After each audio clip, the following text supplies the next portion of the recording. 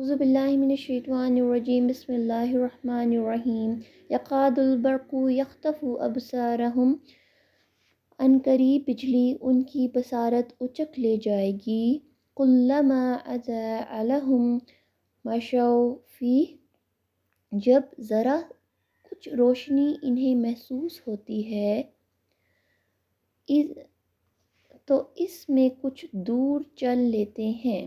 وَإِذَا أَظْلَمَ، اور جب اندھیرا ہو جاتا ہے، عَلَيْهِمْ، ان پر، قاموا، تو کھڑے ہو جاتے ہیں۔ وَلَوْ شَاءَ اللَّهُ لَذَهَبَ بِسَمْعِهِمْ وَأَبْصَارِهِمْ، اور اگر اللہ چاہتا تو ان کی بصارت اور سماعت چھین لے جاتا۔ ان اللہ علی کل شیء قدیر، بے شک اللہ تعالیٰ ہر چیز پر قادر ہے۔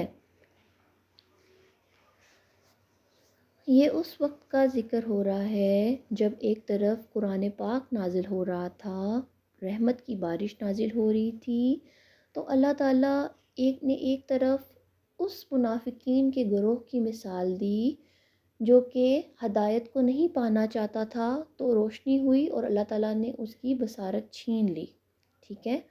دوسری طرف اب اللہ تعالیٰ ایک اور گروہ کی مثال دے رہا ہے، ان منافقین کے گروہ کی جو کچھ اسلام پر عمل کرتے تھے اور اس کو پسند کرتے تھے، جو باتیں انہیں آسان لگتی تھی وہ اس کو ہی پک کرتے تھے، لیکن کچھ ڈاؤٹس اور شک بھی ان کے اندر تھے۔ پھر یہ جو ڈاؤٹس، شک، کنفیوژن اور جو خوف ان کے ذہن میں ہے، اللہ تعالیٰ اس کو کسیب کی مثال دیتا ہے، یعنی کہ ایک تھنڈر اسٹارم والی بارش کی، جس میں بجلی بھی ہے، کڑک بھی ہے، ایک کنفیوژن کی کیفیت ہے۔ اس کا مطلب ہے کہ ان کا دل ایک کنفیوز سٹیٹ میں ہے۔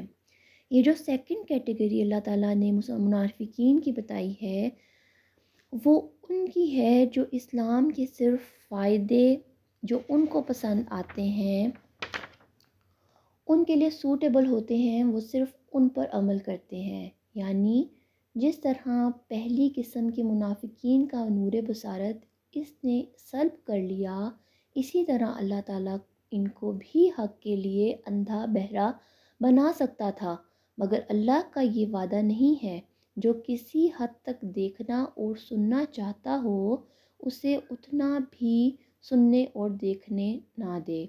جس قدر وہ سننا اور دیکھنا چاہتے تھے، اس قدر اللہ تعالیٰ نے سماعت اور بصارت ان کے پاس رہنے دی۔